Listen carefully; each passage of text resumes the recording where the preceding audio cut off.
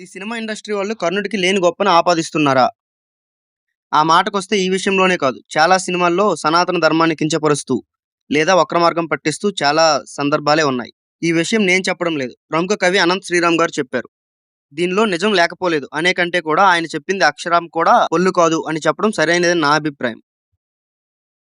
ఈ సినిమాలు నిజంగా కర్ణుడికి లేని గొప్పను ఆపాదిస్తున్నారా అంటే ఖచ్చితంగా అవుననే చెప్పాలి.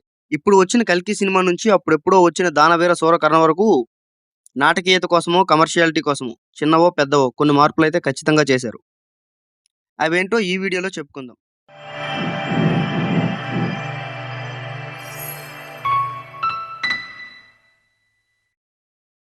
ముందుగా కర్ణుడి గొప్పతనం గురించి చర్చించేటంత జ్ఞానం నాకు ఉందని నేను చెప్పను. కేవలం మహాభారత గ్రంథంలో ఉన్న విషయాలు మాత్రమే చెప్తాను. ఇక 'కల్కి' మూవీ విషయానికి వస్తే, ఆలస్యమైందా ఆచార్యపుత్ర అని కర్ణుడు వచ్చినట్టు చూపించిన ఆ సీన్ మొత్తం అబద్ధం.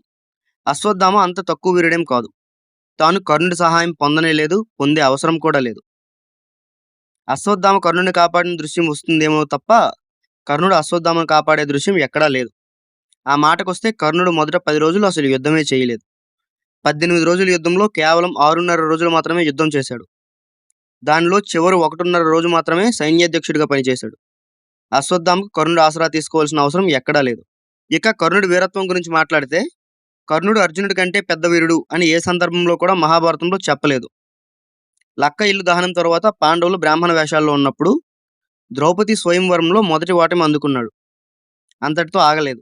ఘోషయాత్రలో దుర్యోధనుడు చిత్రసేనుడనే గాంధర్వరాజు ఉద్యానంలో శిబిరాలు ఏర్పాటు చేసుకుంటే, గాంధర్వ సైన్యం నుంచి వచ్చిన వాళ్ళు ముందుగా హెచ్చరించారు. దుర్యోధనుడు వాళ్ళని అవమానించి పంపించేశాడు. వాళ్ళు ఊరుకుంటారా? గంధర్వులు కదా, యుద్ధానికి దిగారు. ఆ యుద్ధంలో ఈ పెద్ద మనిషి స్నేహితుడిని గంధర్వులు బంధిస్తే, ప్రాణభయంతో స్నేహితుడిని, అతని పరివారాన్ని గాలికి వదిలేసి యుద్ధం నుంచి పారిపోయాడు. మళ్ళీ అర్జునుడే కాపాడవలసి వచ్చింది. మళ్ళీ ఈ పెద్ద మనిషి ఉత్తర గోగ్రహంలో సైన్యంతో పాటు వస్తే ఒక్క అర్జునుడే ఒక్క అస్త్రంతో ఓడించాడు. ఇక చివరగా కురుక్షేత్రంలో పరశురాముడి శాపం వలన అస్త్రాలు గుర్తులేక, బ్రాహ్మణుడి శాపం వలన రథం భూమిలో కృంగిపోతే ఇక చేసేదేమీ లేక అర్జునుడు కర్ణుడిపైన బాణం వేయవలసి వచ్చింది. అది కూడా ఏ శక్తివంతమైన అస్త్రమో కాదు, కేవలం మామూలు బాణం.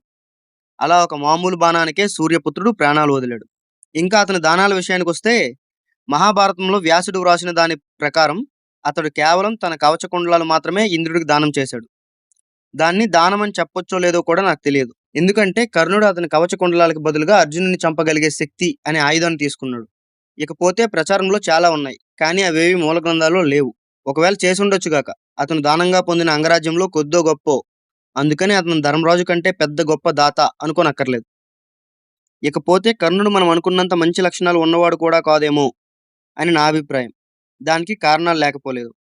నిండు సభలో ద్రౌపదికి వస్త్రాపహరణం జరుగుతుంటే ఆపలేదు సరికదా, దానికి సపోర్ట్ చేశాడు. అంతమంది ముందు ఒక నిస్సహాయతతో ఉన్న స్త్రీకి మానభంగం జరుగుతుంటే దానికి సపోర్ట్ చేసిన వాడు మంచివాడు ఎలా అవుతాడు?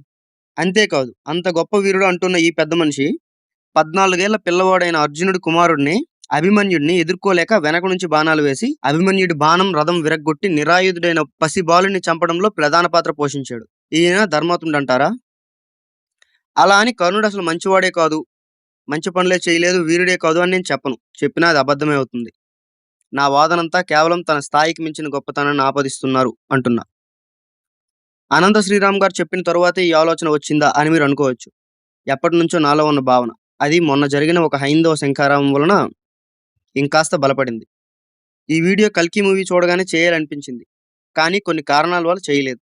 కేవలం ఈ ఒక్క విషయం మాత్రమే కాదు, మన పురాణాల్లో, గ్రంథాల్లో ఉన్న చాలా విషయాలు దారుణంగా వక్రీకరింపబడ్డాయి. దానికి కారణం మన గ్రంథాలను మనం చదవకపోవటమే అని నా దృఢమైన అభిప్రాయం. ఇలా చరిత్రను వక్రీకరించే చాలా సినిమాలు, సంఘటనలు ఉన్నాయి. వాటి గురించి ఒక సిరీస్లా చేద్దామని నా ఆలోచన. దానిపైన మీ అభిప్రాయం కామెంట్ రూపంలో చెప్పండి. అలాగే ఈ కంటెంట్ మీకు నచ్చితే ఈ వీడియోని లైక్ చేసి మన ఛానల్ని సబ్స్క్రైబ్ చేసుకోండి. జై హింద్.